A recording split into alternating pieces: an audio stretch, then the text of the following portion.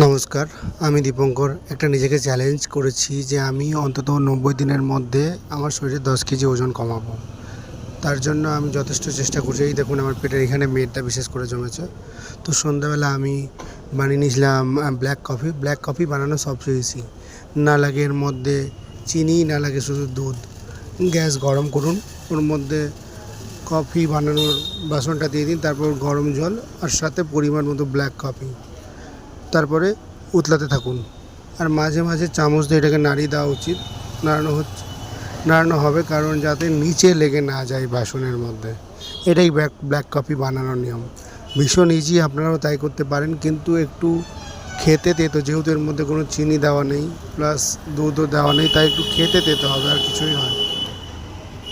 তো এই আমার ব্ল্যাক কফিটা শেষ মুহূর্তে বানানো। এবার আমি ব্ল্যাক কফিটাকে নামিয়ে নিব, আর ব্ল্যাক কফিটাকে আমি পান করব। এই যে ব্ল্যাক কফি আমি নামিয়ে নিচ্ছি, ব্ল্যাক কফি এখন আমি পান করে নেব।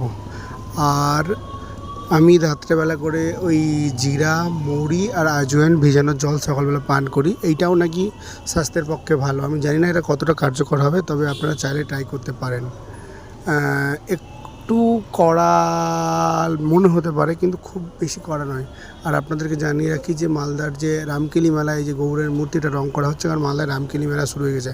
আমি কাজের জন্য গেছিলাম গৌড়ে একটু। তো এই দেখুন নতুন নতুন দোকানও চলে আসছে, হয়তো আজকে চালু হয়ে গেছে। আমি তো ২-৩ দিন আগে গেছিলাম, তখন দোকানগুলো বসছিলো। আর আজকে ভিডিওটা এখানে শেষ করলাম।